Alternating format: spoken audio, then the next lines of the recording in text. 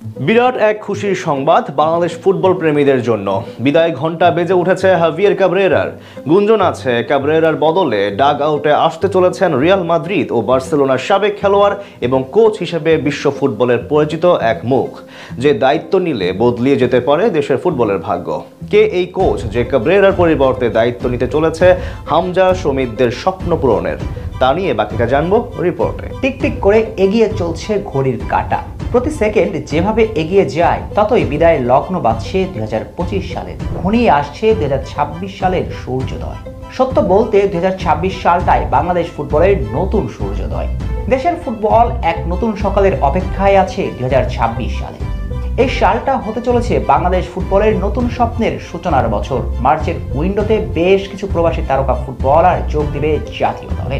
এই খবরটা বেশ পুরাতন হয়ে গিয়েছে, বরং নতুন খবরটা হচ্ছে ভক্তদের প্রত্যাশা পূরণ করে সিঙ্গাপুরের বিপক্ষে ম্যাচের পরেই টাইগারদের ডাগআউট থেকে গুড বাই বলে দেওয়া হবে হাভিয়ের ক্যাব্রেরাকে।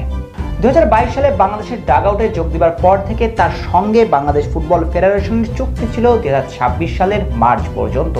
এরপর সাফল্য আসলে বাফুফে তার সঙ্গে চুক্তির মেয়াদ বাড়িয়ে দিত, কিন্তু বর্তমান বাস্তবতায় সেটা সম্ভব নয়। ক্যাব্রেরার একের পর এক ভুল ট্যাকটিক্স নির্দিষ্ট কিছু প্লেয়ারদের ম্যাচের পর ম্যাচ খেলিয়ে যাওয়া ডুবিয়েছে বাংলাদেশের এশিয়ান কাপ খেলার স্বপ্নকে।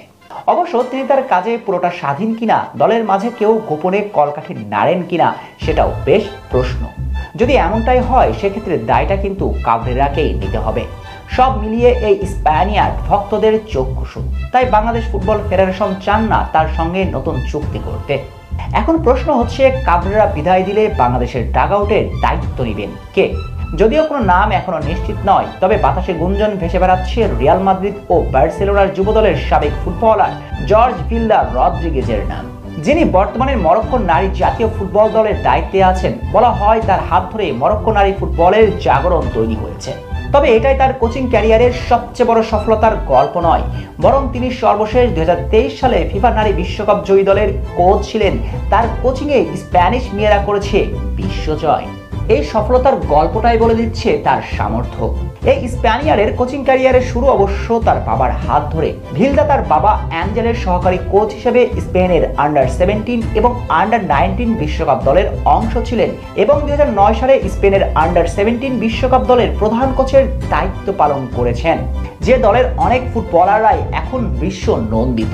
এছাড়াও তিনি উয়েফার প্রো লাইসেন্সধারী কোচ। সব মিলিয়ে তাকে দায়িত্ব দেওয়া হলে হামজা সমিতদের জন্য একজন যোগ্য কোচ পাবে বাংলাদেশ ফুটবল। সত্য বলতে এমন একজন কোচ পেলে বাংলাদেশ ফুটবল বিশ্ব মঞ্চে এগিয়ে যেতে থাকবে। এখন দেখার অপেক্ষা রিমার সত্য হয়ে 2026 সালে বাংলাদেশ জাতীয় দলের ডাগআউটে এই স্প্যানিয়ার্ডকে দেখা যায় কিনা।